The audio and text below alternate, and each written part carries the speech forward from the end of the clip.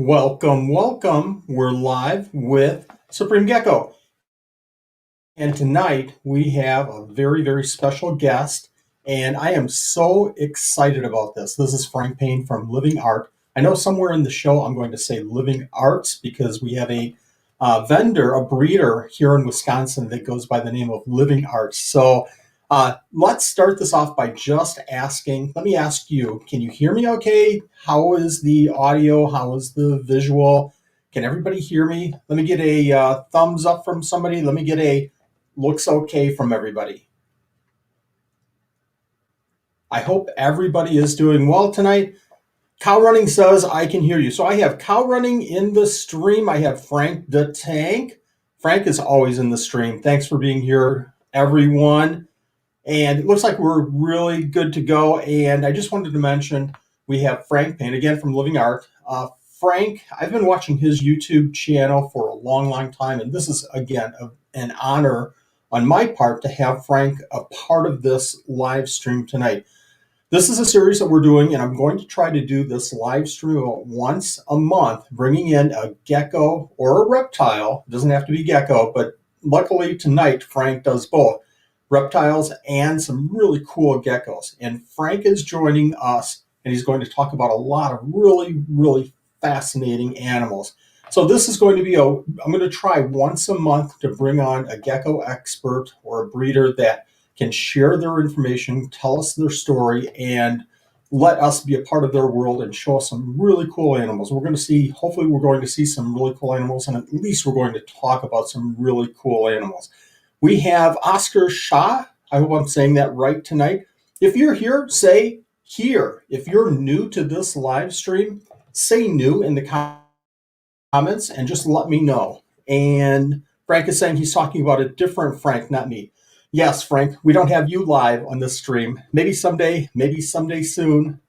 And we'll talk about your animals as well. Last month, we had Julie Bergman, and that was a wonderful, wonderful treat. I've known Julie for probably, oh my gosh, too many years. And Julie is a close friend. Julie does day geckos and leopard geckos, obviously. Frank does some very, very special day geckos as well, and this is going to be phenomenal. Who has heard, I see Angie joining the live stream, who has heard of the electric blues? Has anybody seen an electric blue? It's a Lygodactylus Williamsi, just phenomenal animal. Just as blue as anything. It's one of those geckos that if you walk into the room, all the way across the room, if there's an electric blue, and it's lit up and they're always lit up, it'll knock your socks off and you'll go, oh my gosh, what's that animal over there? And Frank does some amazing other animals as well. So let's go ahead and see who else is joining. We've got, I don't even know how to pronounce this name, Bamatia. Bamatia says, whoops, I can't even say the name. Let me go down here a little bit. Arcadia Territory says, I have electric blues.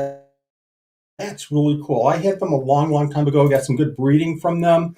I kind of got out of the hobby for a couple of years, got back in, and I'm looking for them now. So, Frank, I'm looking for electric blues when you have them available. I know that you're out sometimes. We have Oscar Shaw is in the stream. I'm going to jump down here. Upset Leopards just said hi. And Oscar Shaw says their beautiful captive breeding efforts are really important. Hope I just got that. There we go. Captive breeding efforts are really important for them because of the habitat fragmentation. Absolutely. You know, the importation of these animals is I think, if not limited, it's closed down. I know, you know, when I first heard of electric blues, like, oh gosh, 18 years ago, they were coming into the country so hot and heavy, and everybody had them. And then all of a sudden, nobody had them, which was a huge shame. And I'm just glad that people are breeding these beautiful, beautiful animals, and we're starting to see these again in the hobby. Let's go ahead and see who else is here, and then we're going to go ahead and bring on Frank. This is going to be fun. Angie says, "Is it just me, or is the sync off?" Angie, I think it's probably you. So I'll kind of talk like a Godzilla movie. I don't know if I can move my mouth that way and talk, but it's probably Angie. Angie says by point, or Frank says by 0.12 seconds. That might be. So let's go ahead and bring Frank on. I'm going to jump over here and we'll see if we can get Frank on. Frank, are you there? I am. Hello. Excellent. Can everybody hear Frank okay? Everything looks okay? Let's get a thumbs up if you can see Frank. I talked to Frank a little bit earlier, but I tell you, I watch his live stream, and if anybody hasn't subscribed, go over to Living Art on YouTube and subscribe to Frank's YouTube stream because it is phenomenal. The information that he's sharing, his setups are immaculate, his animals are beautiful, just incredible, incredible animals. Now, Frank, Thank you. and I know that you'll talk more about this in a minute, but I have to share with everybody. Frank is like laser focused on what he's working with, and he's trying to understand as much as he possibly can. Frank is kind of the opposite of me. I'm the shiny ball with noises, and I jump over, and I'm uncontrollable, and I'm impulse. And Frank grabs an animal, he tries to understand as much as he possibly can about this animal, and that's phenomenal because he shares on the YouTube channel, and I think that's admirable, and it's something that I think more breeders of some of these animals should be doing. Frank, I'm going to start talking because I'm talking everybody's ear off here, and I'll let you explain. How did you first get into this hobby? All right. Well, thank you very much for that great introduction, Wally. I don't know can quite live up to that description, but I really appreciate those kind words. Thank you so much. So how I got started in the hobby is I feel like I was just kind of born into it. I was originally from Houston, Texas, just outside of it anyway, and growing up down there was all sorts of animals, and I don't remember my life where I wasn't catching reptiles. From 3 and maybe even younger, from the time I could walk, I was catching anoles and little skinks and even sometimes rattlesnakes and things like that I shouldn't when I was that age.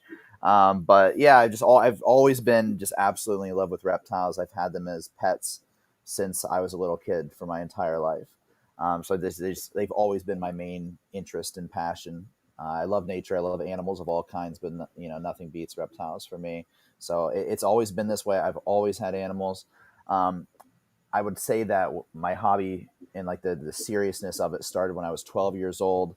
So I had a few other things like when everybody else got like I had red ear sliders and anoles and green iguanas with varying amounts of success. Being a young kid, without knowing too much. But then I was 12. I fell in love with blue tongue skinks. I saw them in books and pictures. There was no internet at that time, but I just fell in love with them, and I really wanted one. And talking to my mom, it's like I really want one for my birthday. Can I have one? She's like, okay, but for this one, like you have to do the research. So she made me research for months. Months I did Excellent. research, books, every book I could find, every person I could talk to, pet store owners and so forth. So I spent months and months. Finally found one, and I did get a captive bred northern blue tongue skink, which back then, 25 years ago, was not very common at all to find one of those. So I did get one. Um, and I had that animal from the time I was 12, and he passed away just about 2 years ago, maybe 3. So I had him that whole time. Ah, He was an adult when I got him. I was told he was 2, but he could have been more than that. So that animal, lived to be at least 25 years old. He was my buddy, pretty much wow, my whole life. Up until the past couple of years, wow. I still have some of his progeny or grand progeny rather. But that was definitely like the serious starting point. And then from the time I was 12, that's when like the obsession kicked off. Then it was chameleons and prehensile tail skinks and anything I could get my hands on. You said some nice things about me being focused, and I've gotten a lot better about that as I got older. But for the majority of the time, it's been one of this, two of that, two of that. It's just everything because everything is interesting, everything's cool. So I was all over the place for sure, just learning a little bit here and there. And I wasn't really a breeder for most of that time. I did breed some things, but for the most part, I was just a keeper. I just kept them and enjoyed them, and for most of my time, as a kid, and then I kept animals through college and everything in my apartments and my dorms. Always had at least one or two animals with me. Um, yeah, and it just kind of kept getting more and more serious from there. Now once I started breeding things, and that's when it really started to click for me. Then, breeding, and that's when I started to realize that's when you understand an animal, when you see its entire life cycle, right? Not just keeping an animal for its life, but then its entire life cycle from eggs or live birth, and then raising them up, and then having the next generation. That's when you really understand how these animals work, what they need, what they don't need, what they want, they don't want, and all that sort of stuff. And I just found myself learning more and more. So that's kind of been my hobby progression, and morphing into something more serious now. And I think that that's very, very similar to a lot of us. I started with Sure. crayfish and tadpoles down by the creek, and Mm-hmm. collecting them and watching the tadpoles, morph into frogs, and that's how I started. And then I started fishing, keeping fish in a fish tank, and tropical fish one, was the next step. And then, as I grew older and career, and I dropped that and picked up reptiles probably about 20 years ago, and did kind of the same thing, started collecting this and that. Mm-hmm. And I hear this over and over, how people got in touch with nature and just grew their interest. So Mm-hmm. you mentioned that your family asked you to do the research Oh first. yeah. That is so admirable. That's incredible. My family was just the opposite. Get those animals out of my garage. Yeah. That's great that your family wanted you to really understand the animals before you kept them. Yeah, my mom was absolutely great about that sort of stuff. Do you does your family now share some of those same interests as you? Yeah. Growing up, it was pretty much just me and my mom, and she was unbelievably supportive. She understood that it was my passion, and she took me to every single reptile show that there was within a 3-4 hour radius. And I had an entire spare bathroom that was my reptile room, and she yeah, it was nuts. She was very, very supportive. And then, so I'm married now. I've been married for pushing 7 years now. We've been together 8 or 9 years, and my wife was never really into reptiles. She's a big nature lover. She loves animals of all kinds. She was never really kept reptiles. They weren't. She didn't dislike them. She didn't like them. Nothing to, didn't really think too much about it. But then the longer that she's been with me and with all these animals, now she's really starting to appreciate it. And in fact, she actually, the past year especially, has been really helping me with the animals as our hobby is morphing into something larger. She has become a very big part of that, and is a big part of the day-to-day work. And she now loves these animals just like I do, and knows individual animals, and it turned out great. And we have a 5-year-old daughter, and she loves the animals too. She's down because obviously we're down here. We have our entire basement is animals, is reptiles, and so we're down here working with them a lot. And my daughter's down here all the time helping us with the animals. So yeah, it's definitely a family affair. It's great. How old is your daughter? Uh, she's almost 6. Yeah, she'll be Ah, 6 in June. Yeah, just about to finish kindergarten, so it's a great age. fantastic. And that's absolutely the perfect age to introduce these kids to Oh animals. yeah. Let them handle the animals, let them feed the animals, and I think, start the whole care process so that they're Yep. not afraid. Yep. My wife used to do daycare and for young kids, before school. And, occasionally I would bring out the animals, and the kids would get into a group and sit there and handle a African fat tail or a crusty gecko. Oh, it jumped. Oh my gosh. And then, the sad part of that was, my wife did daycare downstairs, and the parents would come downstairs, and all, room done up for daycare, specifically for daycare.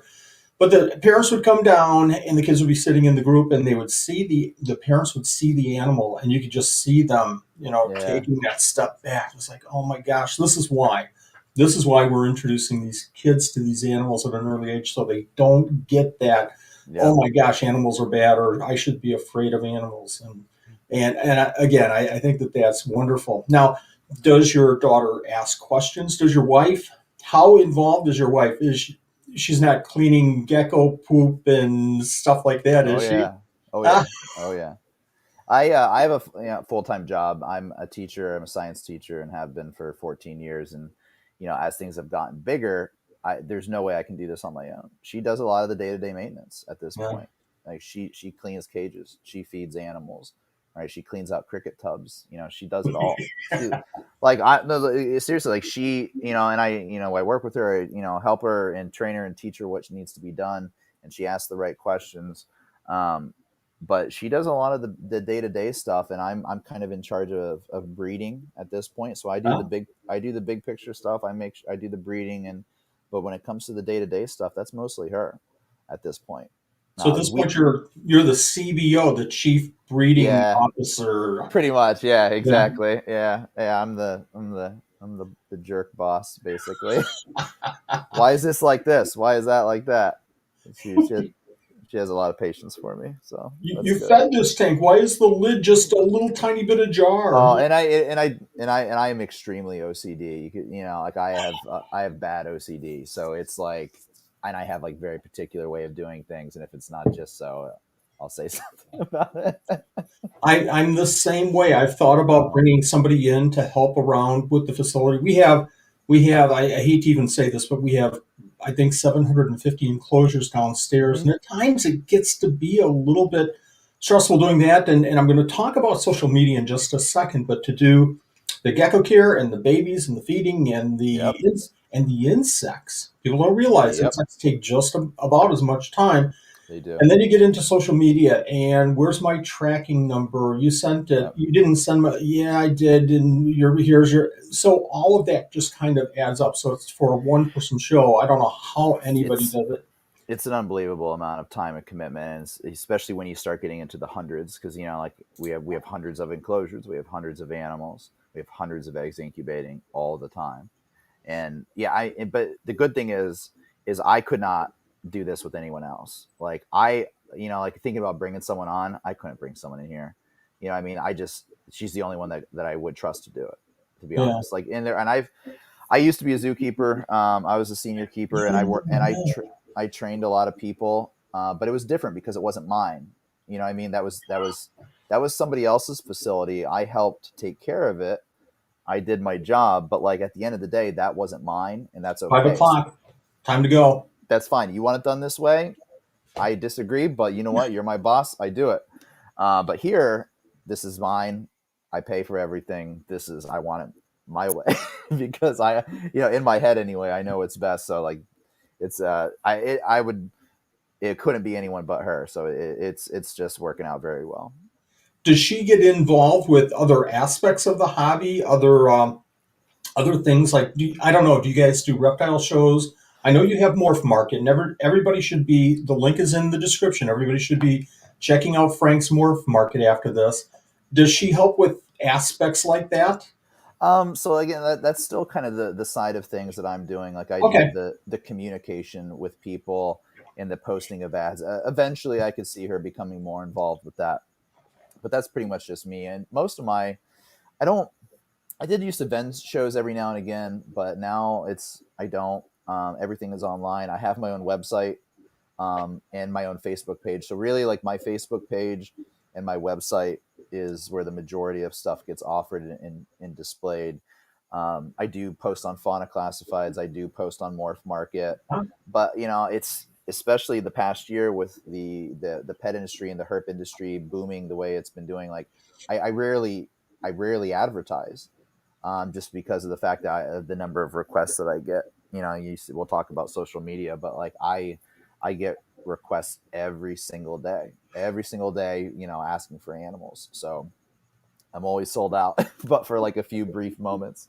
So I don't do reptile shows. Maybe one day if we keep getting bigger, but now I would go and have an empty table and just I would sit there and talk to people, I guess, which is a cool thing. But now now I do that anyway. I just go and I walk around and I talk to people. I love doing that. My wife at least does come with me to the shows that we do go to, and I enjoy going to them and just socializing with people.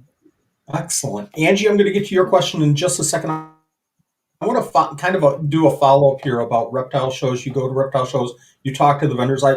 If anybody knows me, the number one thing that I stress over and over and over and over and over again is find 2 or 3 people that you trust that you can ask questions to. And I'm not trying to. I feel like I always say this, and people interpret it the wrong way about Facebook groups, but find 2 or 3 people that you can really trust and ask them. And if you go to reptile shows, look at who's stopping at whose table. And I tell you what, if you go to a table and you ask a question and the vendor says, sorry, I can't help you, I'm here to sell, walk away and don't come back. If they say, let me finish up with this person, or let me get your email and or Facebook, whatever, and they can contact you that way. That's the way to do it. And it sounds like you're doing exactly that. So hats off. And people don't realize that the social media part of this whole thing about doing any kind of a sale, whether you're selling, beanie babies or reptiles or whatever, there's always, that aspect. How much time do you think you spend on care of the animals kind of time? So, like, you mean non-care of the animals? Social media, emails. Hours a day. Yeah. Hours a day. I mean, I don't know. Obviously it'll vary, but like multiple hours every single day on my computer, on my phone, responding to questions, responding to comments, letting people know like that I appreciate, their interaction. It means a lot to me when people, say something about my posts or have questions about my posts. Sometimes it can be overwhelming with the amount of time, but at the same time, like that's what it's all about. Like I'm very happy and very, just very grateful of that. But like, I'll be honest with you. I say this to people all the time, so people can take it whatever way that they want. But Facebook groups are an awful place to get advice. They're not good. They're not a good place to get advice. Talking to somebody that actually works with like you post a question in Facebook, you might get 1 or 2 people that have real experience with the species helping you and doing their best to help you. But you're gonna have 10 other people giving you either bad advice, incomplete advice, or just being mean. Yes. Like I don't answer questions on Facebook groups. I answer every single question that somebody sends to me on Messenger, on email, through my website, Instagram message, Facebook message. I answer every single one, no matter what it is, whether I've ever sold to the person or whether I will ever sell to the person. I'll answer their question, but I don't communicate in Facebook groups in terms of care questions. I just don't think it's the appropriate avenue. It's hard. It's hard for me to, and it's a two-edged sword. Obviously, it's hard for me not to go into Facebook groups and say something. But I'll give you a real quick example, just for the community here on this live stream. I do isopods and just love them. To me, they're beanie babies, collectibles, and cleanup crew. It's a great hobby. It's fun to see almost immediate results when you get a group of isopods and they start breeding right away. In the fall and the winter, when the geckos are sitting there with blankets covering themselves and there's no breeding going on, it's nice to have isopods that I can see some kind of activity. There was a post recently in one of the isopod groups. What should I use for my substrate? And there's a lot of comments about wood pellets and break them down. And my real quick, and I'm getting off topic and I apologize, but my theory is that wood pellets will extend the life of the substrate. They won't help right away because they're not broken down, and isopods eat rotting, wood and stuff. Sure. So put them in so that you extend the life of your substrate. And somebody came on and said exactly that. Well, the cellulose breakdown, it gave a long, explanation. It was just absolute. And I thought, well, I don't have to say anything after that. The very next post, I always use wood pellets because they help the isopods immediately. So just absolutely as contrary as it could have been, but that's the nature of the beast. It is. I think the unfortunate thing is that somebody can post all that information. Then I've seen it time and time and time again. Well, I've been keeping isopods for 2 weeks and I have success, and I know what so I know what you mean. And that's probably the reason I'm doing the same thing, Frank. And again, give you a lot of credit for answering every single message out there. It takes a lot of time. It takes a lot of time away from, as business people. We're not doing this because of the business side. And I know you're doing it because of the love of the animals, or you wouldn't be keeping the animals that you're actually keeping. So we try to answer because we know that sometimes there's not great information out there in other sources. Yeah. And and I'm honestly, it I'm is. going to get a I just say it is like what I do. I've always written articles from the species I keep. I post those on my website before I did YouTube. I wrote articles on everything that I keep. I published some in Reptiles magazine. I published them for free. Everything is always for free. And then YouTube, I started doing that because that's just where things are these days. People want to see the visual stuff. I do. I love watching animal videos on care videos on yes. YouTube. So, but honestly, a big part of it is selfish because whenever someone asks me a question, I can be, well, here's my YouTube link. This shows you everything that I do. Here's my care article link. This tells you literally everything that I do. No secrets, nothing hidden. It's all there. Enjoy because, and there's just with a lot of species I work with, there's just no information out there. There's just not good published information. So I'm creating it. So hopefully it'll help people and save me some time. I started doing YouTube a couple of years ago. I'd done YouTube like 10 years ago and then jumped back into it a couple of years ago for the same reason. I got Hemidactylus tridrus, and there was no information whatsoever anywhere. Not, I take it back. There were two videos, 10 seconds each of here's a Yeah. tridrus eating an insect. So I thought we need more information on this for the next person that maybe doesn't have the gecko knowledge of setting an animal like even anything remotely like this up. So that's exactly why I got into it too, into the YouTube. I've got a message or a question. Excuse me. I've got a question from Angie. Angie is a longtime listener, a good friend. I'm curious, Frank, now that you're into the breeding and such, do you actually still go out herping? Angie does a ton of herping, and it's such a fun thing to see her pictures. Do you go herping at all? Rarely. No, I Yeah. barely. I barely make it out of my house. I go to work and I come home. It's I do. Occasionally I do, but quite frankly, not really as much anymore. I do love herping. I do love going out, especially if I'm traveling. If I'm traveling, I try and go herping. I've been to Australia. I've been to Costa Rica. I've been to South Africa. I've been all over the world. And every time I go somewhere, a major part of that is looking for reptiles. I don't do it much around, like I live here in Pennsylvania. And so whenever we go for a hike, we do a family hike. We're always like looking for stuff. But nothing too much recently. But I do whenever I travel. There's always a side aspect of what reptiles can I see. So I'm always dragging. Before when I was a kid, it's dragging my mom, or now it's dragging my wife to try and find stuff. Does she get out, knee deep in the grass and with a stick and poking around, or she? Just stay on the path and watch me Yeah, go knee deep into the grass and poking around. But she's there. She enjoys it too, for sure. excellent, I'm excellent. just the crazy one, like we in the Everglades last time I was down in Florida. We went out in the glades, finding alligators and all sorts of other great stuff. So yeah, I like to do that. I don't get to do it as much as I used to, for sure. I don't either, and that's a shame. Angie actually, since she lives so close, she'll go herping and she'll come back with pieces of wood and mushrooms for the isopods. Cool. And thank you, Angie. Very cool. Let's get into some specifics. I'm going to get real selfish here for a second, and Sure. I've watched her videos over and over and over again. Let's talk about some of your animals. Let's talk Sure. about some of your animals. Tell me about a few of your animals that are really, kind of that. And again, you're working with a lot of animals, but you're kind of not working with a lot of animals. You're spending a lot of time with very specific Yep.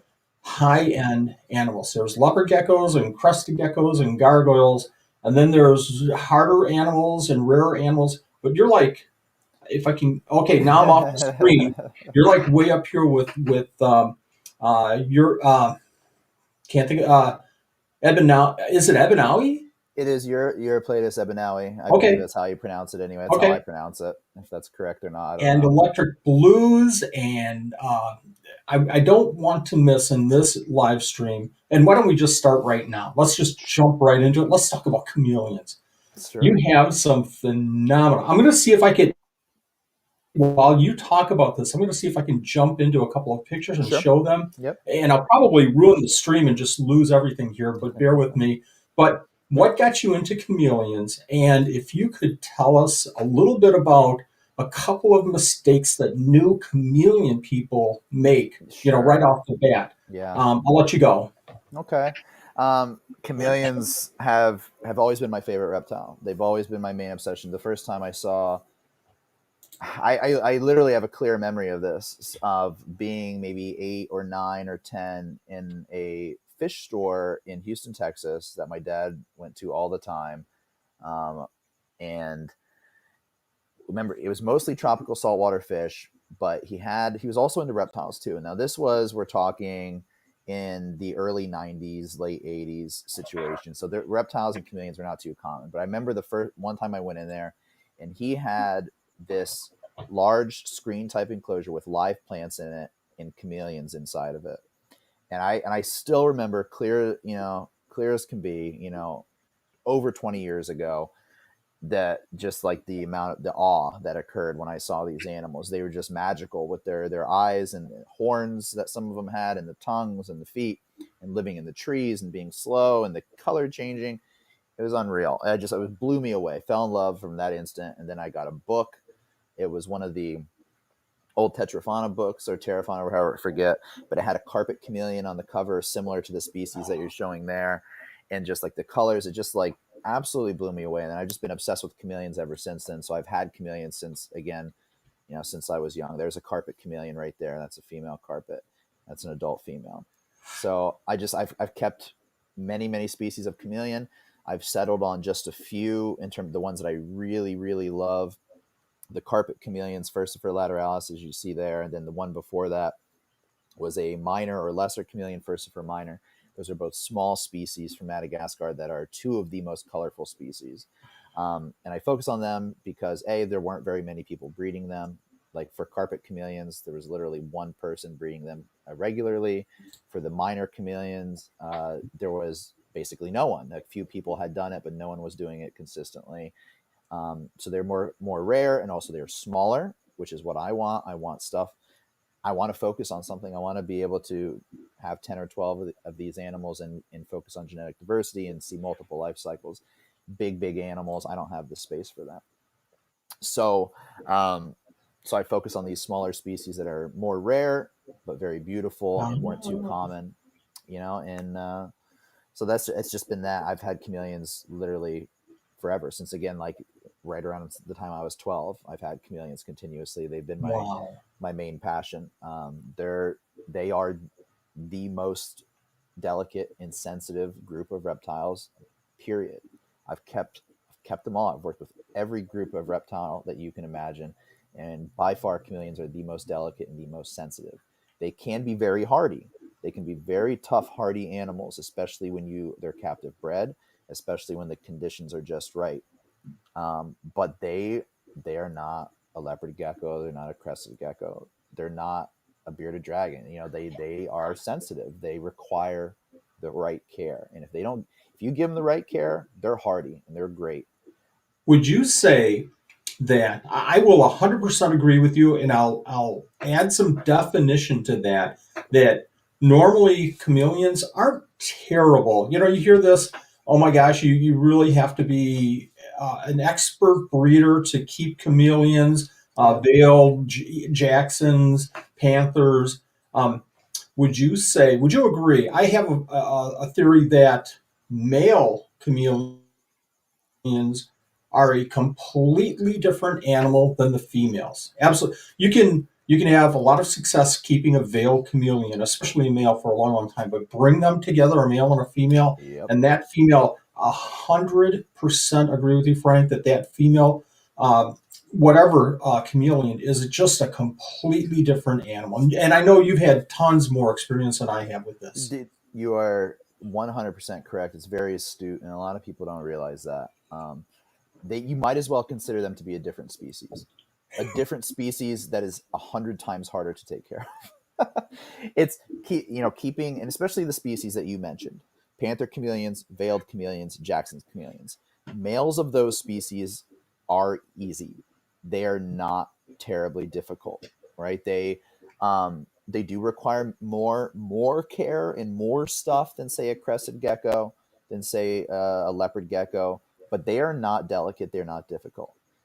Keeping male chameleons, I mean, it's a perfect way to say it. And I say it all the time, how they're basically just different species. Breeding chameleons is a whole nother thing. And even some species of panthers and veileds especially, breeding them is not difficult. It's as far as chameleons go, it's super easy. All right, compared to some other reptiles, it's not that easy. But compared to literally every other species of chameleon, panthers and veileds are super easy. They're great pets. There's a reason why they are the most popular ones, why they are the most bred, because they are the most hardy. They are the ones that breed the easiest. But again, the females present complications. They do. They are not easy to breed. They are sensitive. Do you now I go back again, probably 15, 20 years ago, I was keeping panthers. I was having a lot of success. Ooh, I'm in the money. Look at these Tamataba. Is that Yep. right? Yep. Okay. The reds. Oh, Mm-hmm. tomato. I tell you, folks, these Oh, were they're beautiful. tomato red. And when the male fires up, when a female pink female comes into the cage with the male is fire engine red. It's just a phenomenal sight. Breeding these things, getting babies.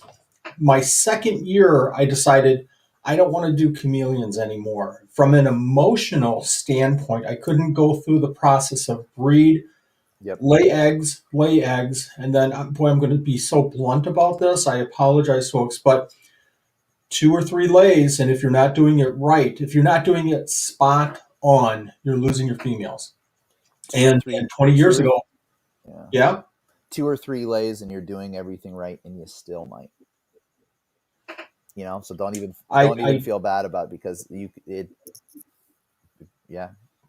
from an emotional standpoint, I just couldn't see. I felt like at the time I was a chameleon factory. I was pumping out chameleons, Yeah. and I enjoyed the animal. I still enjoy the animal. Your photos that you share, it's like, man, am I drooling Yeah. here? It's just Yeah.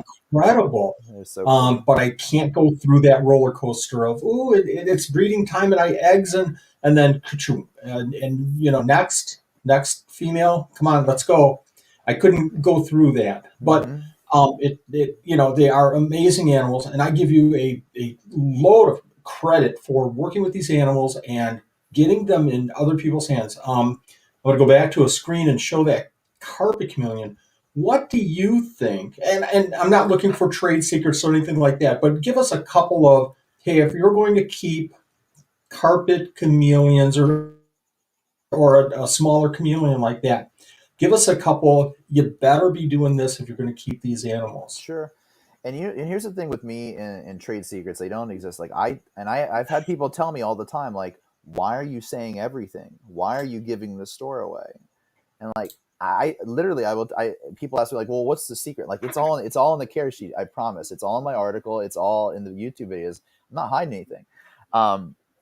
Because the fact, and the reason why I have zero problem telling literally everything and holding nothing back is for 2 reasons. One, the species that I work with need more people breeding them. I don't want them pulled out of the wild. Some of them can't be pulled out of the wild, right? Chameleons are delicate. The importation process is brutal. All right. Wild caught chameleons are a different species as far as I'm concerned, in terms of keeping. I don't want them pulled out in Uh, the wild. I want people to have captive bred ones, because people are going to want them no matter what. Because look at that thing. Of course you want it. But so I want people to have captive bred ones, not wild caught ones, because then that way people are going to have more success. So I want more people breeding them. There's not enough for the species I work with anyway. There's not enough people working with them. And two, the fact of the matter is that they are not easy to breed. It takes a lot of work. I'm not worried about competition when it comes to these things. No, what I mean? Like, it can be done, of course, but like, and the other thing is too, chameleons, I'll give another superlative when it comes to chameleons, is that they are not only the most sensitive and difficult species of reptile to consistently breed, but they're also the most difficult to make money on. the amount of care and supplies and everything else that goes into them, and Yeah. feeder insects of raising babies and everything. Like I'm telling you, I've bred a lot of reptiles, and they are by far the species that are the hardest to make money on. It can be done. It's not easy. So again, I'll tell everybody anything because, quite frankly, I'm not, I want people to breed them. I want people to do well. And there's so much work involved. Not many people are going to do it on the scale that I do it on.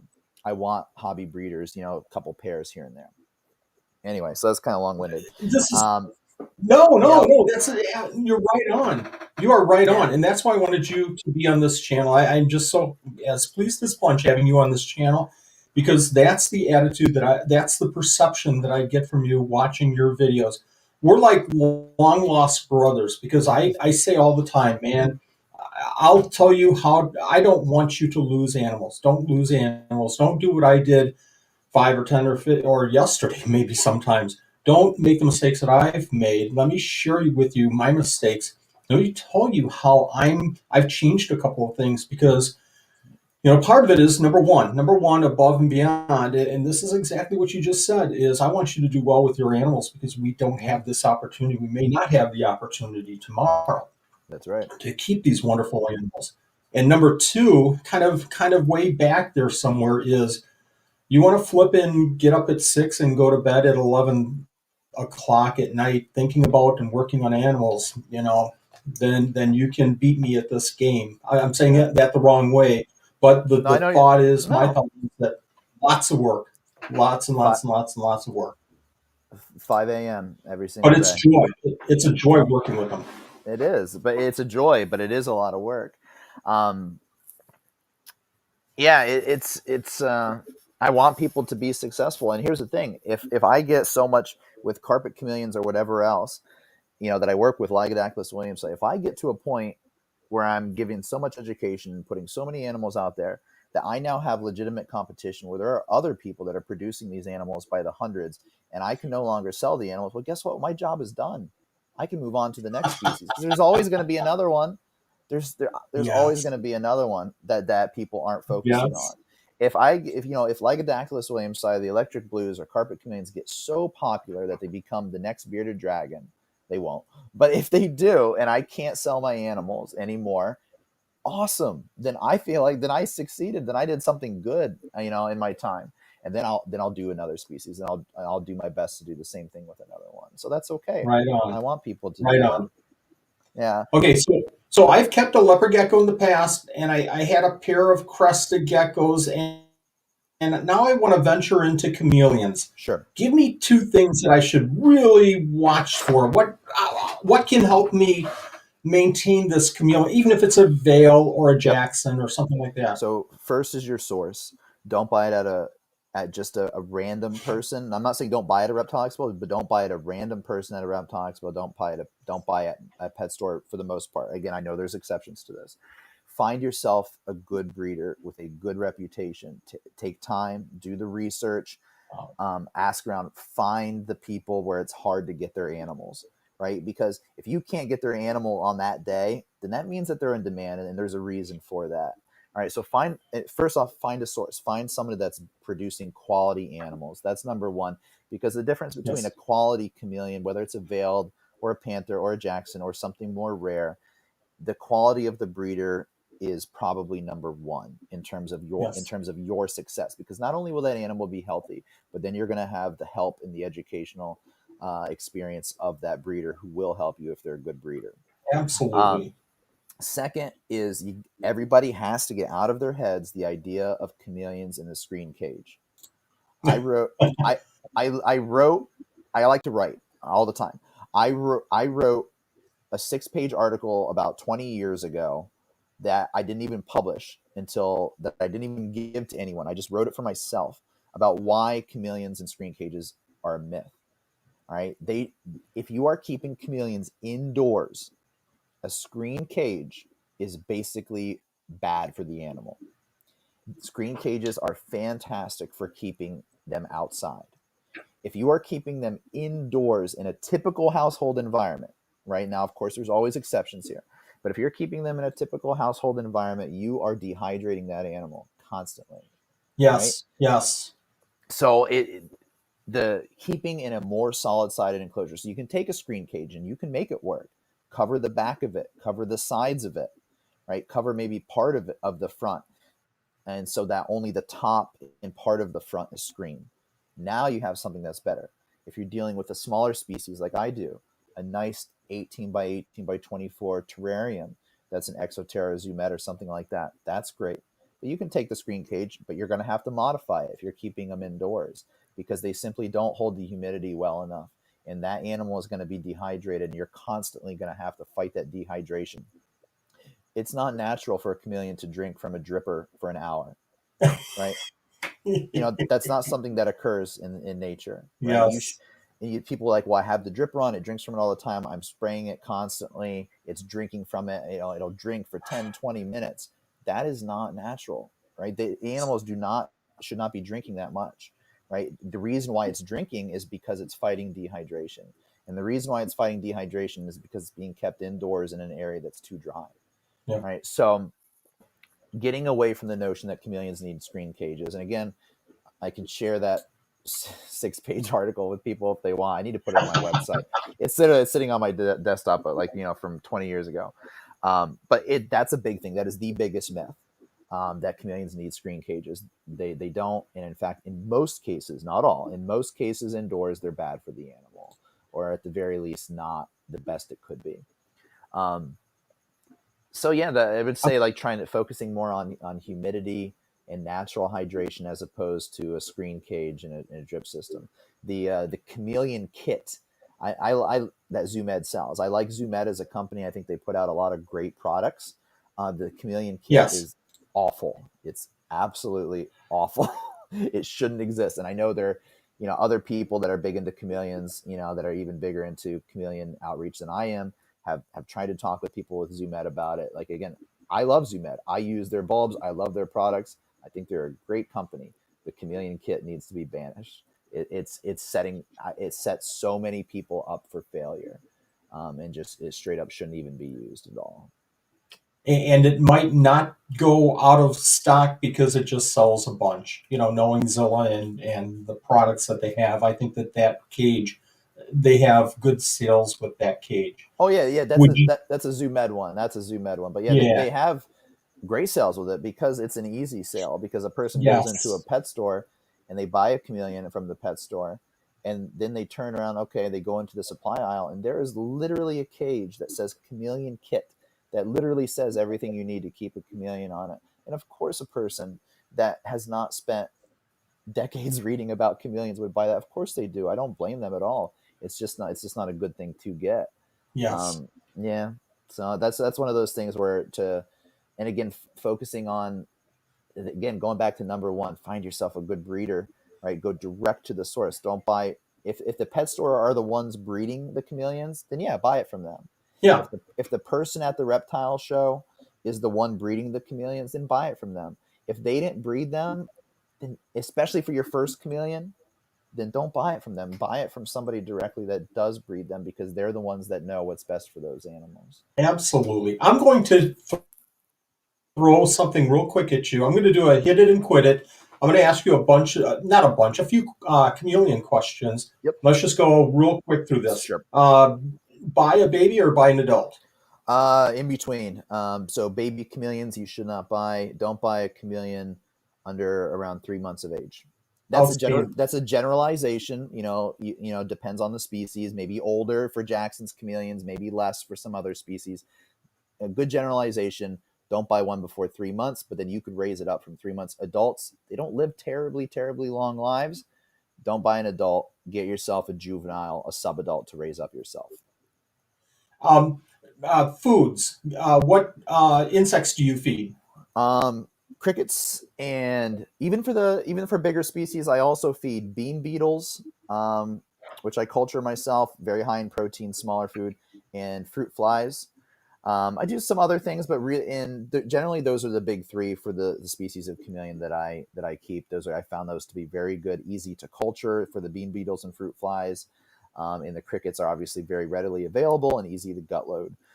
Chameleon species of all kinds enjoy eating tiny insects. right? Even big chameleons, even an adult male panther chameleon or veiled chameleon will enjoy eating small insects. It's great practice. It's good, like target practice, good exercise, basically, good activity, mental stimulation, zapping stuff up instead of just eating. What we provide these animals in captivity, if you're gut loading them and supplementing them, is basically a nutrition bomb. And they become, especially veileds and panthers, can become so obese so easily because they will eat. They're opportunistic feeders. They'll eat and eat and eat.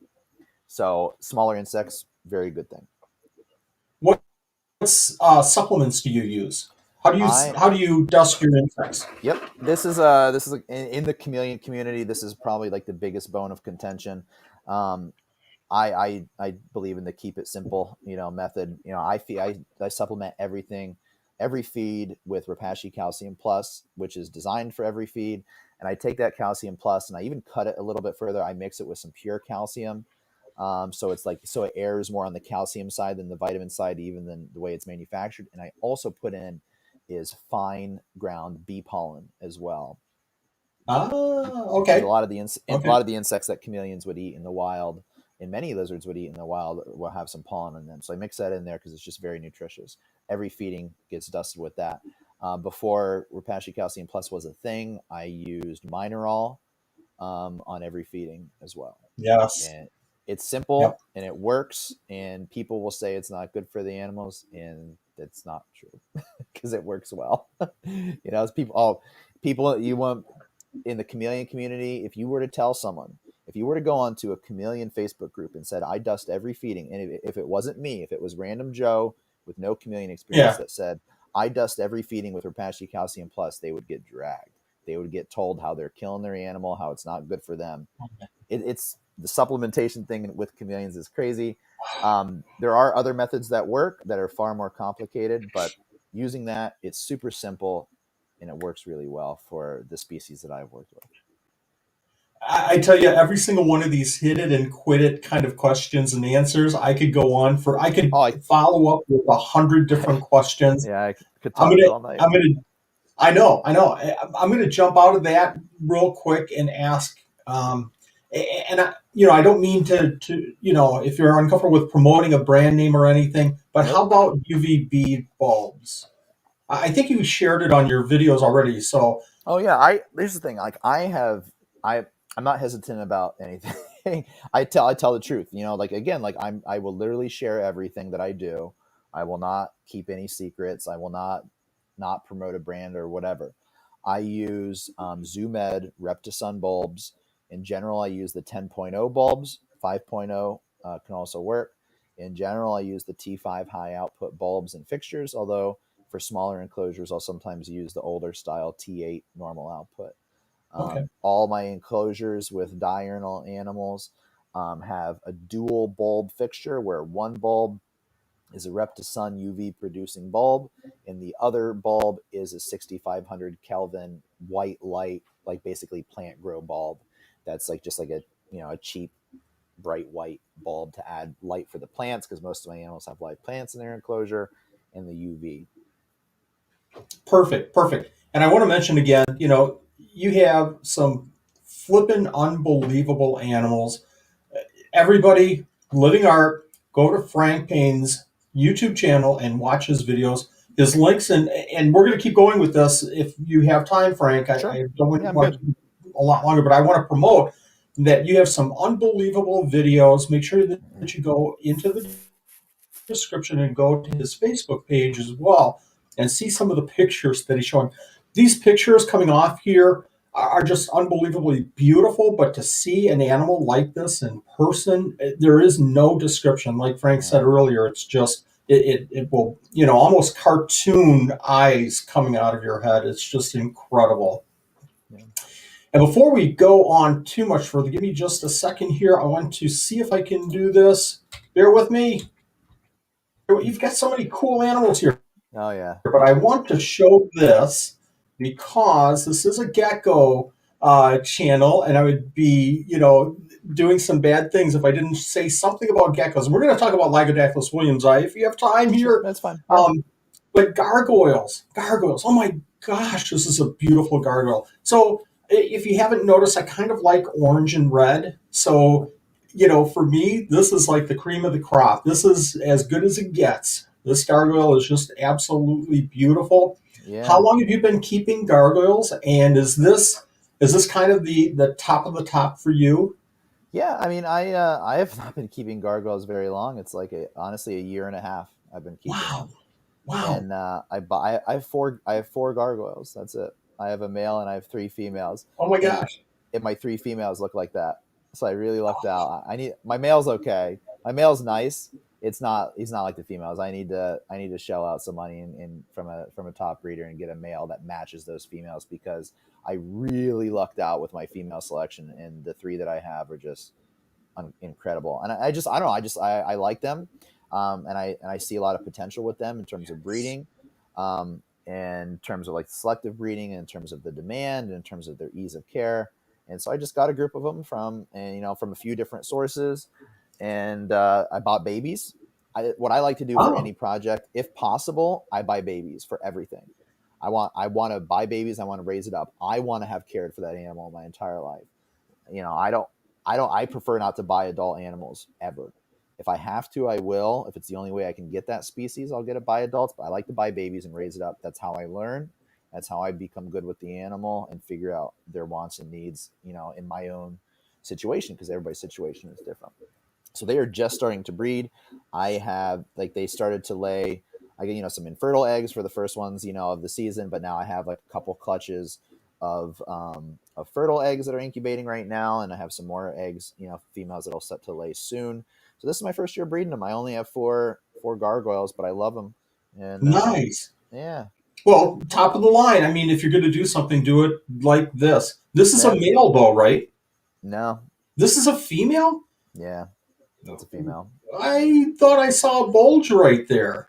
No, it's probably my finger pushing up a little bit, Oh, and you know what I mean, like just because the way she's sitting. But no, okay. that animal has laid eggs, so it's a female. Nice. Beautiful, beautiful, beautiful animals. Yeah. Very cool. I'm partial to, like I said, gargoyles, and especially the red ones as well. I tell you what, folks, viewers, this is the cream of the crop. It takes years normally, unless you go out and buy something like this and mortgage your house for it. It takes years to come up with an animal like this. This is phenomenal. Well I done. just Well done. I take zero credit for that animal. I got lucky. I picked out some nice babies, and I raised it for 2 years, and now I have this. Like I just got very lucky. So the gargoyles, I take no credit in terms of what that animal looks like. I'll Couple, take couple, exception to that because you made a comment earlier. Go to the good breeders. oh Go yeah, to the good breeders. So yeah. I know you went on Facebook and you spent 14 days going back and forth Oh, between at different least, cargo. Yes. at See, least. so the credit is all to you in finding some good animals, some good stock, and getting something like this. So well done. No, Really thanks. cool. Give us a pointer. Give us one pointer for gargoyle geckos. I'm gonna ask you for a pointer, and then I'm going because I keep gargoyles as well. Mm-hmm. I don't think we'll cross over here, but give us a pointer for keeping gargoyle geckos. Hotspot. You give them a hotspot. Oh, well done, well done. You outdid me because that's a better tip than I was going to give. Well done. I think that's something that a lot of people don't realize, and that was a Yes. tip. That was a tip that was given to me by a more experienced gargoyle breeder, somebody that I respect, Jordan Russell. He told me that, and it was a light bulb that clicked inside of my head, and I do that, and I think it works, and I think they get good results because that is give them a hot spot. Yeah, keep them in those cool room temperatures that people say Racodactylus want and need, but also give them a 90-degree hotspot, and they will use it. Outstanding, outstanding. And that's something that you're absolutely right. A lot of people don't realize that. And I have 3 rows on my rack of gargoyles. And gosh, you'd think that after the first year I would kind of get it, but the top rack Mm, always outperforms the second rack and certainly the lower rack. yeah, Good point. I'm going to share my point real quick. great. Gargoyles like Gargoyles are not crusted geckos. They don't like to climb. They like to get up off the ground. I guess I'm going to share 2 points. They like to get up off the ground. They don't like to go in the tops of the trees. They like to stay on the sides of the stump kind of trees. But also, I don't know if you've noticed that either, but I'm going to share my second tip, and that is they like big foods. I feel like if you throw, I'm a fisherman and I musky fish, I used to at least, and you don't throw a 3 inch spinner bait to a 50-inch muskie. You throw Yeah. a 12 inch because that muskie wants to feed one time today. It doesn't want to Yeah. go chasing 20 different 3 inch fish. It wants to get one 12 inch fish. Hmm. And it kind of seems the same way with these gargoyles. They want a big meal and they want to chomp on it and just destroy it. And the little tiny dubias can run around all day. Oh They're yeah. going to ignore them. Yeah, I feed Yeah. mine pretty good sized dubia, out of efficiency for myself as well. But yeah, I've noticed they seem to like hefty dubia. They're big chunky ones. So I agree. So, That's a good tip. so above and beyond, my two, Frank, you hit it right on the head that they like warmer temperatures. So I think a lot of people keep them like crested Uh geckos. huh. Oh, 80 degrees. Oh boy, I can't get past 80 degrees. No, gargoyles like it a little bit warmer than that. Great point. Great point. So at this point, I am going to jump over because I can't stand it anymore. Um, There you I go. wish we had time to talk about Australians. But we're going to talk about Lygodactylus Williamsi. And I'll tell you, about 12 years ago or so, I was at NARBC in Tinley Park in Chicago. And I was looking around for these animals. I'm going to knock my mic over here. I talk with my hands. I was looking around for animals. I wanted some Australians. I wanted to pick up a couple of, and somebody came up to me knowing that I like our geckos. And they said, "Have you seen any Williamsi?" And I said, "Oh, yeah, I know where I saw it." So I took the person, I walked him all the way. We were on the east side. We walked all the way over to the west side and got him to the vendor. And I was so proud of myself and waiting in line, waiting, and got up and, "Hey, Ron, can you show me your Strophosaurus Williamsi?" And the person looked at me and goes, "That's not a Williamsi. That's not what I." Well, it kind of is, but yeah, I should have asked the genus name. So Yeah. this is this is Lygodactylus, which is one of my favorite groups of geckos. I love the micro geckos, and this is Williamsi. And again, if you heard me say it before, this is an animal that you can see across a room Yeah. and say, "Oh my gosh, what is that?" The blues, I tell you, these pictures don't do any justice whatsoever. The females are a green blue. These males Yeah. are this blue like all the time, and they have the name electric blue for a good reason. Hmm. And a lot of people don't keep this animal, unfortunately, and I don't know why, because I get asked all the time. And now that I know a source of somebody that's breeding them, I'm going to start sending people your way. But I think more people should keep this. So, how did Yeah. you get into electric blues? What kind of Yeah. click there that said this is an animal I have to have? I mean, it literally was like that. Where so when I was a zookeeper, working with a lot of the day geckos that we had, we got in one group of these. We got in a male and a couple of females. And the first time I saw it, I'm like, I have to have that. That's the animal for me. I fell in love. And when it comes to like reptile breeding, this is my baby, right? This is what I am most proud of, in of this kind of establishing for myself and in the hobby a little bit. Like that coloration right there, that's stressed coloration from me holding it. That animal was being shipped to someone else. That's half as beautiful as that animal is in real life, right? The deepness in blue of an adult dominant male blows that picture away. Like it's hard to catch it for real in pictures. But anyway, so the Hey, first time Frank, can you take your camera and just grab an electric blue out of your enclosure yeah, right now and just kind of put it to the screen and show us? oh yeah, or get right over and do that. I'll be Right. back in 30 minutes. Yeah, they're then that's probably like the main drawback. It's the only drawback to them is they're fast, but they're no faster than any other day gecko. They're no faster than any of the smaller species of day gecko. They are quick, but they stay in their enclosure as long as they don't actually try and grab them, which I never do unless I'm trying to ship them. But yeah, so I just the second I saw them, I knew they were for me, and as soon as I had a chance, it took a while because there were some imports, but then they stopped because these animals are now CITES Appendix 1. They cannot be taken out of their country of origin, and they also cannot be shipped internationally. Period. I could not buy captive bred ones from Canada or from Europe. What is here in this country is here, period. And that was another reason about that, because that was about the time when I started getting into them, where I was like, I need to take this seriously, because, and this was my first project where I took it really seriously, multiple pairs and diversity and all that. And I knew that we weren't getting any more in. So I bought, as many as I was able to afford, a pair here, a pair there, just building and building and building. And, so I've been keeping and breeding them for like 8 years now. For the past like 5 years, I've been producing over 200 a year. And this year is going to be more. And thanks for calling me. Thanks for letting me know that you have I them. post everything out there, but again, I rarely post anything for sale with these guys because I cannot breed them fast enough. Again, Yep. I have dozens of adults, and I produce hundreds of these a year, and I cannot breed them fast enough. I am always sold out because I'll sell a big group of them that I have, and then I'll pre-sale like the next group that I'm raising up, and then they're gone, and then it's just constant flow through. I can't breed them fast enough. More people need to breed them. They're immensely popular for good reason.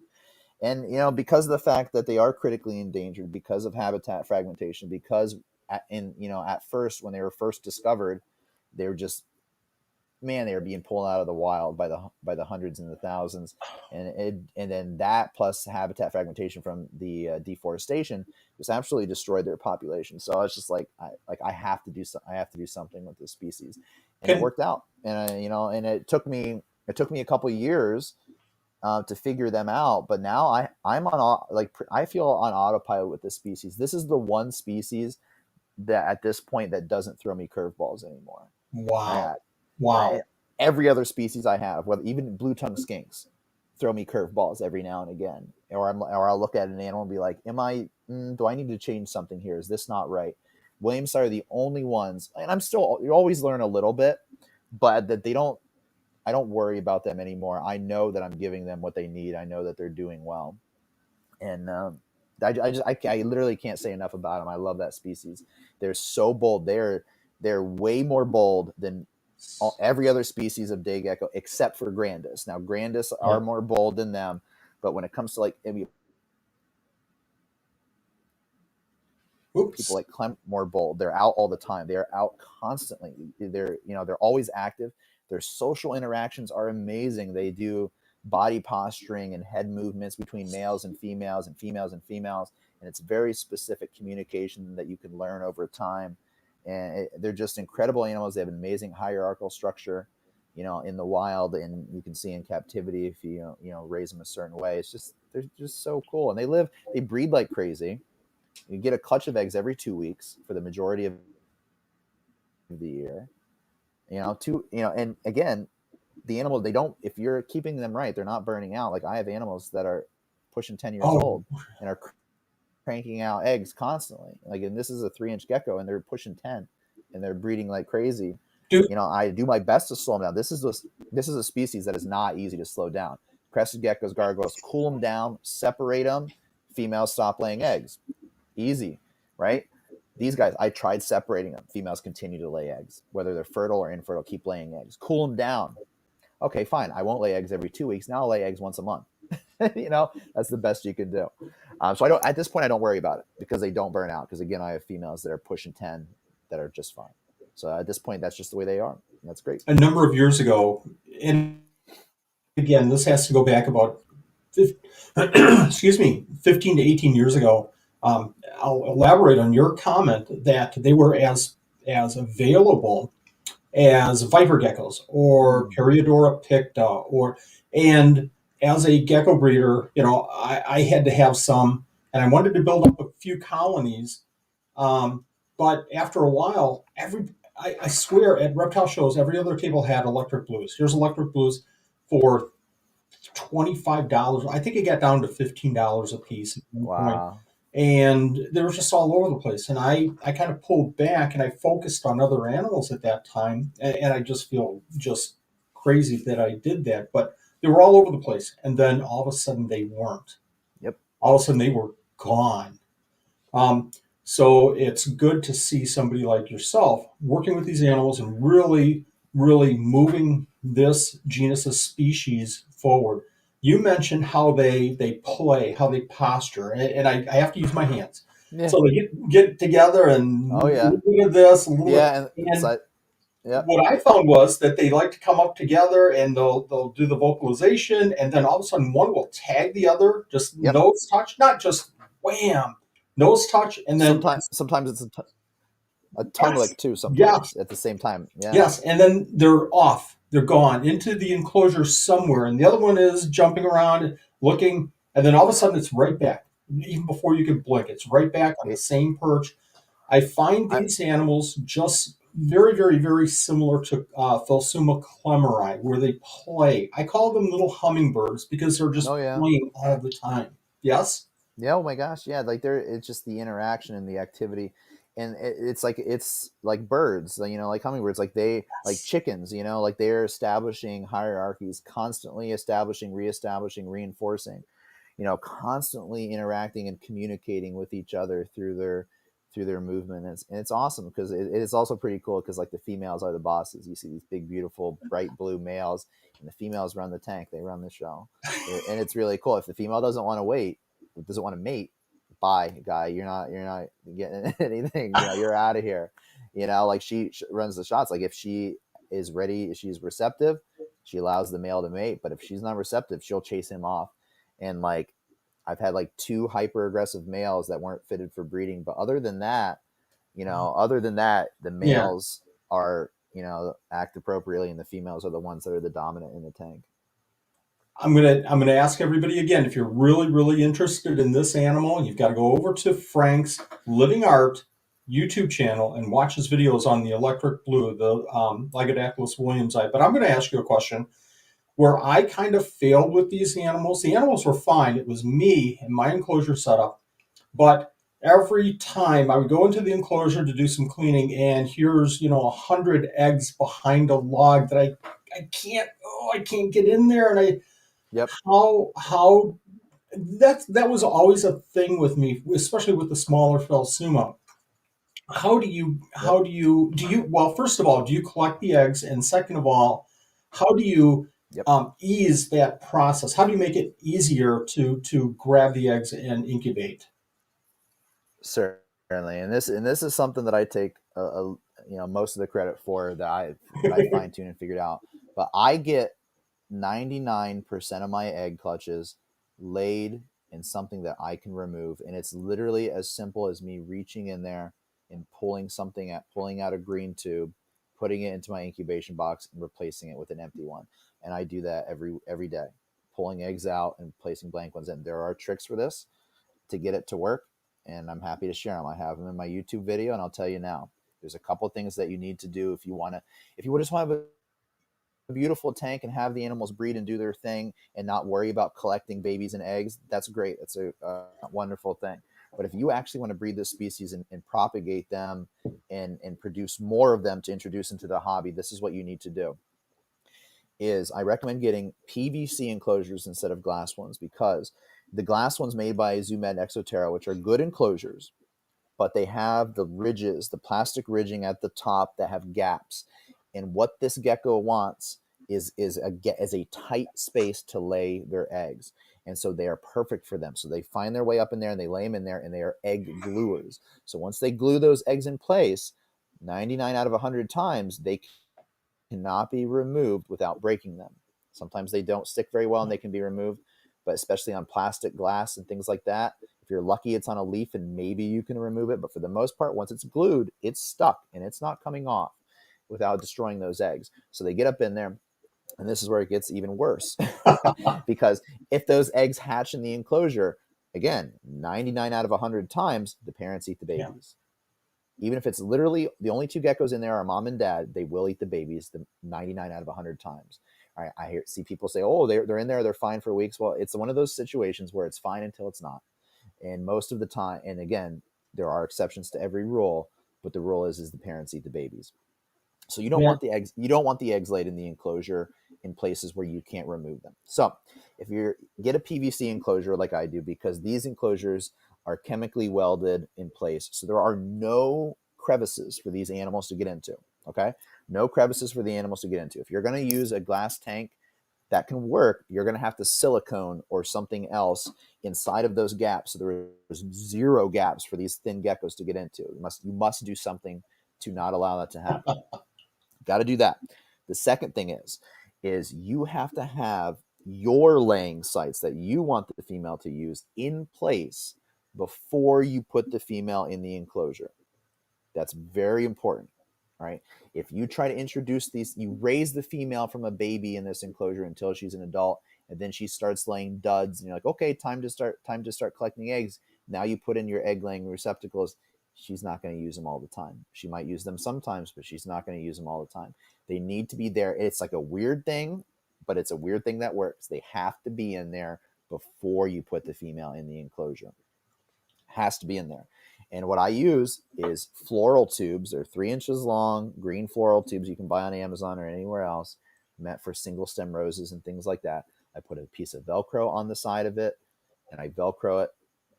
And this is also important. Here's another little tip that's going to help you, towards the top of the enclosure. Not at various levels, towards the top. And I put 3 in, 2 on the left and right, and 1 at the front. I don't put 1 on the back because that's too far for me to reach, and that's too much work. So I'm not going to do that. Because if I reach in there, my cages are 2 feet deep. If I reach in there 2 feet deep, guess what? I've just scared these geckos, and they're running all over the place and maybe out. So I keep it all towards the front, right? Then the female goes in, she lays her eggs, she glues them to the inside of these tubes.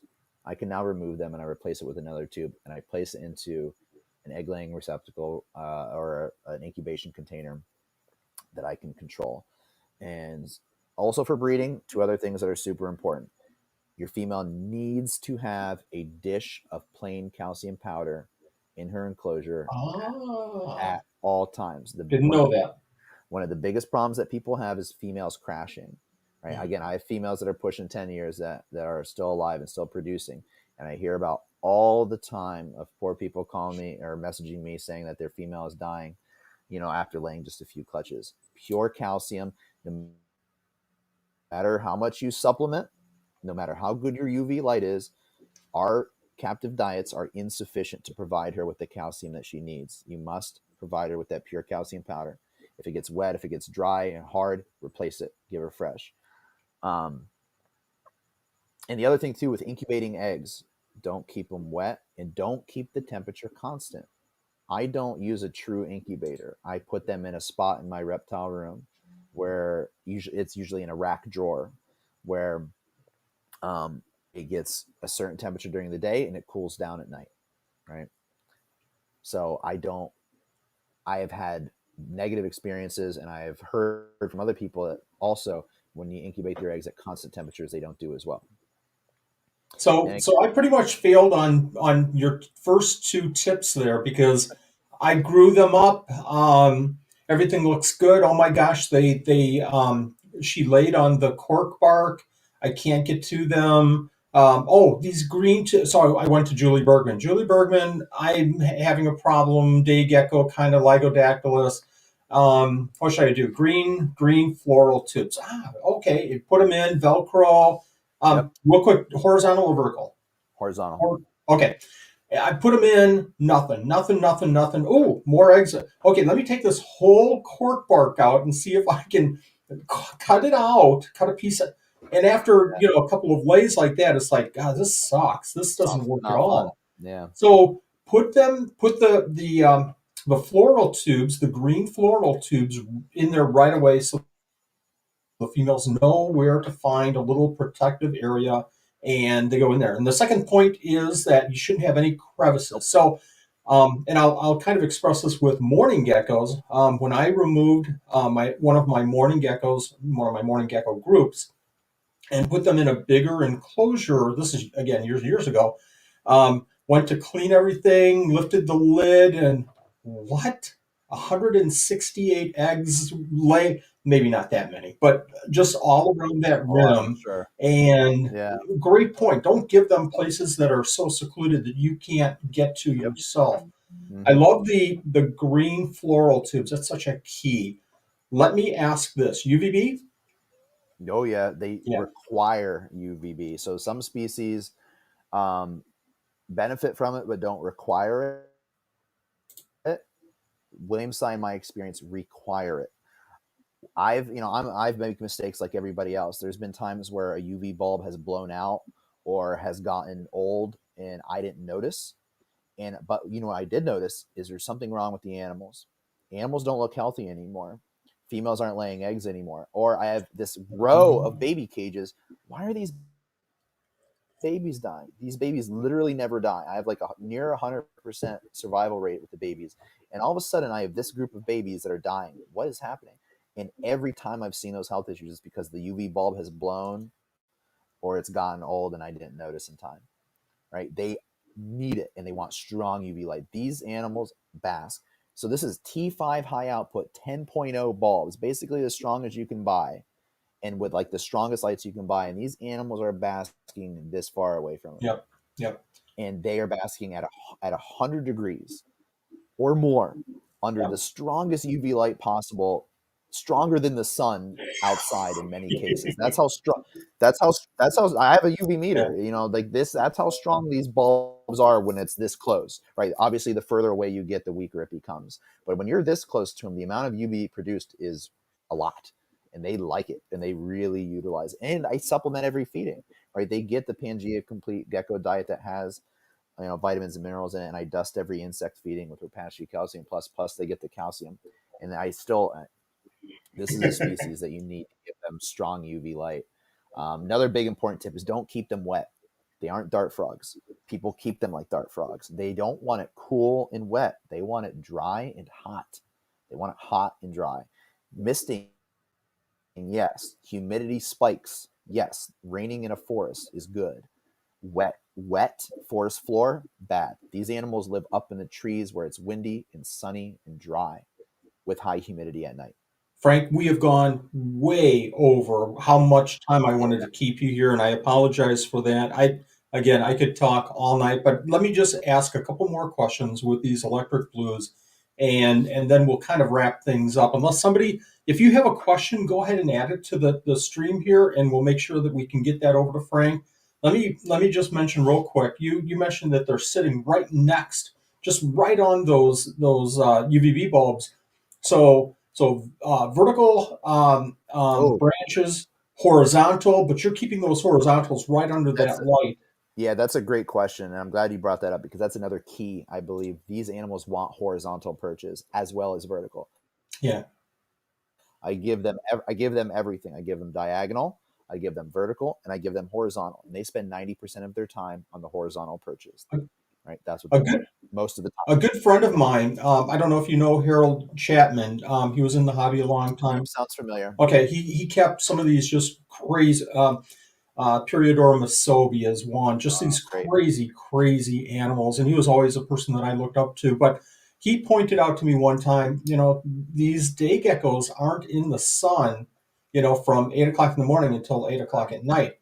They jump over to the Yep. sunny side and then they jump around and Yep. then they just kind of ease up to the sunny side. So they're getting this intense UVB, but they're not getting it 12, 13, 14 hours a day. So do you see that with your Yeah. your Clumber? I'm sorry, with your Williamsi as well? I mean, if I had to sum up the most important thing in all of reptile keeping, whether it's Williamsi or any other species, it's the word gradients. Yes. Gradients, whether it's UV, whether it's heat, whether it's light, whether it's moisture, whether it's openness versus seclusion, is gradients. Give the animals choices. My animals are able to get insane UVB, and they're also able to get zero UVB. They're able to get 110-degree basking spot, and they're able to get 70 degrees Fahrenheit. They're able to get bone dry. They're able to get wet, all within an enclosure, within the same enclosure. That is, and whether we're dealing with a ball python in a rack, or whether we're dealing with a Yes. crested gecko or a Lygodactylus Williamsi or a delicate chameleon, gradients is key. Give the animal options within its natural parameters.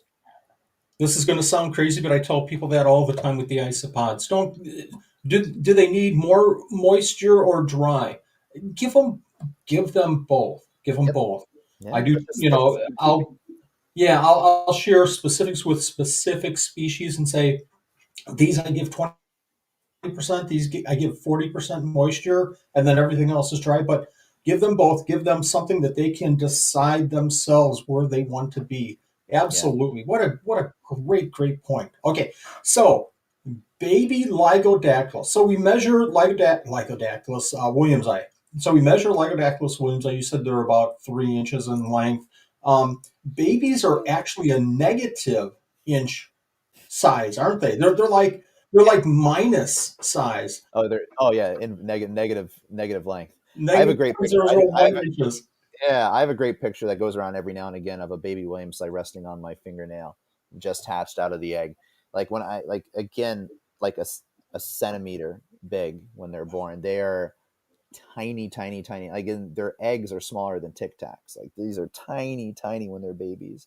So but they grow really fast. Like I can get mine to a half size in 2 to 3 months, and I get mine breeding at 5 months.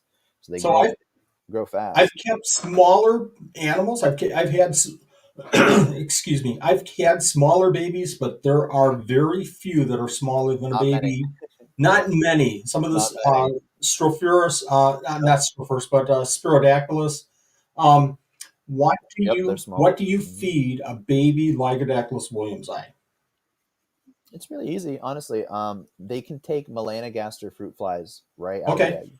So, commonly cultured melanogaster fruit flies that people culture for dart frogs, babies can take those right away. They can take an insect the size of their own head, especially because it's a fruit fly. It's small. It's easy to Yeah. crunch up. And then also my animals always get Pangea complete gecko Yeah. diet from day one as well. They love, love, love that stuff. I've done studies, my own personal experiments where you can raise these animals their entire lives and breed them just on the Pangea complete gecko diet with insects for that formula. So that can be done. I like to offer insects just because it's more natural, but they do very, very I I think well. we Yep, there we go. I think we froze for a second there, but I'll Yeah, just mention real quick. I like to have a bin of mealworms going all the time, not to feed the mealworms. I can buy mealworms 40,000 so cheap. I like yeah, a bin with mealworms because I can pick those teeny tiny. I can take piece of sure, yeah. potato, and wipe off the little Hmm. teeny tiny mealworms off of there and feed some of the really small geckos. But Yeah, that's a lot of work. yeah, You're saying that you can take the small fruit flies, so that's absolutely perfect. yeah. It makes it easy. I'm going to ask. I'm going to wrap this up real quick. I'm waiting for a couple of questions here, but I'm going to ask if I shouldn't even say it like this. Not if.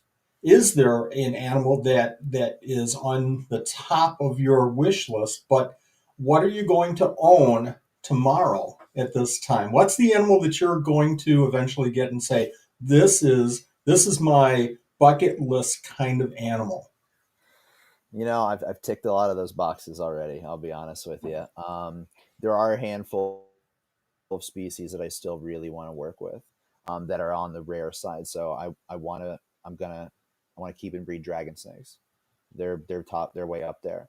I've always loved blue tongue skinks. Bucket list. If money was no option, if money was no object, Yes. Centralian blue tongue skinks. Wow. They're the ones. That's the holy grail. I mean, I've kept sun gazers. I've kept Borneo earless monitors. I've kept fly river turtles. Like I've kept most of this. I've ticked those boxes. But the one like probably like the top of my list at this point is the Centralian blue tongue skink. Uh, Wow. so one sweet day, if money is no object, I will have them. But right now, they are the rarest of the rare, especially when it comes to blue tongue skinks. They don't they if you're lucky, they have a couple babies at a time, and they aren't easy to breed. You know, Oof. like some of the other blue tongues. So maybe one sweet day. That's my bucket list right there.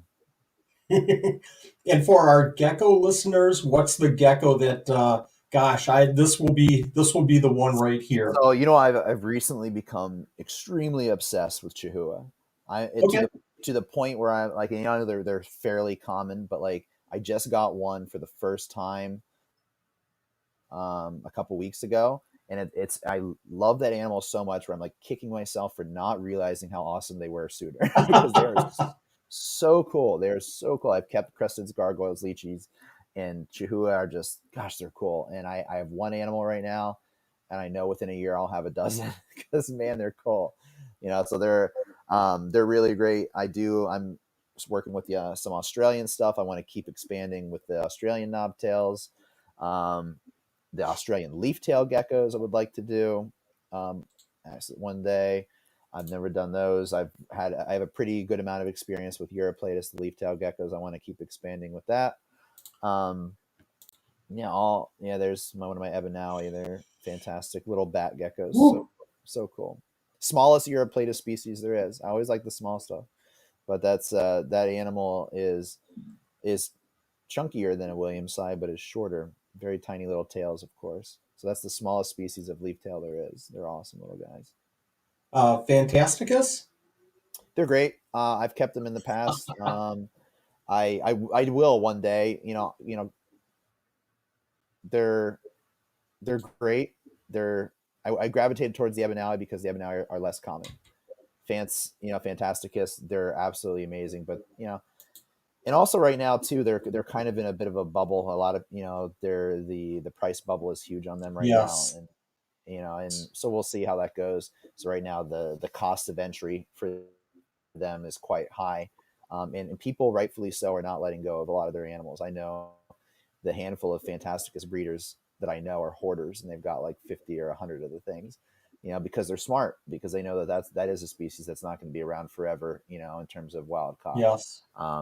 So And definitely one day. I love them. They're fantastic. It's a great name for them. Like there's not a gecko alive that I wouldn't keep. If I was only allowed to keep a leopard gecko, then that's what I would keep and breed. I don't care. They're all great. They're all awesome. good, Iguanas are amazing. Give me anything. good answer. I think that, you have to enjoy what you have. And if you don't enjoy it, I tell people that the very first day for me, it's all in breeding. It's all in breeding. It's all making sure that I can Yeah. get these animals together, that they'll live together, while they're breeding, and then to get eggs and then get the eggs to hatch. If I've done that, I feel like I've somehow a little bit, maybe in the Supreme Gecko world, I've kind of replicated nature a little bit. And I tell people the first day that I go downstairs, I open the incubator and I see a baby, and I start thinking, oh, now where I don't have any room. I've got to set up. If I'm not jumping for joy every single baby, and I do, every single baby, the first day that I don't, I'm done. Yep. I'll call some friends and say, come on over and get them because I'm done. And I can Absolutely. see the same enthusiasm, the same passion, the same drive in what you're doing as well. It's just that all of your animals are like steps up past all of my animals. I'm jealous beyond compare. So No, I just, it really just, thank you, but it really just comes down to I like a challenge, and I don't like a crowded marketplace. well, the animals that you're keeping certainly don't have a crowded marketplace. Yeah, That's well, for and sure. that's on purpose. Like I love crested geckos. I think they are amazing. I think they deserve every inch of their popularity, but I also don't want to compete with 100 or 1,000 different breeders. That's not easy. That's not, and I just like to do something a little bit different. I want something that's just a little bit more unusual, and with the great diversity of lizards, no shortage, no end in sight there. And people have to understand that you can wear both sides of the That's hat. right. You can wear the hat that appreciates the beauty of these animals, and you can flip it around and wear the other side of the hat that says, okay, from a business standpoint and Yes. marketplace and 3-year projections, and Yeah, so you can do both. And, that's and right. certainly, I see you doing both, and I really have a lot of respect for that. Well, thank you. Yeah, I'm glad that you say that, and I wish more people would realize that the fact of the matter is I have to provide for my family, and I can't just spend money willy nilly on whatever I want. There has to it has to work out financially. I always choose animals that I love and that I care about, but I also can't blow my income on this when I have a family to provide for. So it has to be a balance, right? You have to take both things into consideration, and that's okay. That's not at all why you're keeping some of these animals. You're keeping some of these animals like the Williamsi and the ebenaui because you can earn a lot of money, so you can buy other big name animals. That's That's right. why I'm in it. That helps a lot. It's I've had a conversation with that of a good friend of mine, a good gecko breeder friend. He said to me one time, he goes, "Yeah, Williamsi buys a lot of cool lizards, doesn't it?" Yes, it does. Yes, it does. Yeah, that helps with that. I mean, everything here except for the beginning, it all comes from the animals that I bred. Right, this didn't come from some external source of money. It all came from right in here. It just built and built and built. It started with, one clutch of panther chameleons and one litter of blue tongue skinks, and here I am. There's a smart way to do this, and I think that you're following that path. And again, I give you a lot of props for that. Thank So I had like 100 other questions here on my paper, but I don't know. I'm not going to get to them. you. Yeah, Um, have I me back in a couple months from now. We I would love can that. talk If, some if more. you're willing, I would love that, and maybe we'll focus more on a couple of on your Australian geckos or setups Sure. or enclosures because you're doing some phenomenal things just with your enclosures. I would love that. If you're willing, Yeah, I'm willing. my favorite thing to talk about. So yeah, sure, anytime. Excellent. Everybody, in the description in this video, you'll find Frank Payne's YouTube, Morph Market, and Facebook links. Go to his YouTube and subscribe and check out his videos because the animals are fantastic. Fantastic. Frank, thank you very much for joining us tonight. I had a blast. I could keep going on and on, but I don't want to keep you for another 14 hours. So I really appreciate this time from you. Oh yeah, thank you, Wally. It was a great being here. I really enjoyed the conversation and look forward to doing it again. My pleasure. Thanks everybody for Well, joining. We'll see you next week. thanks everybody. Bye bye.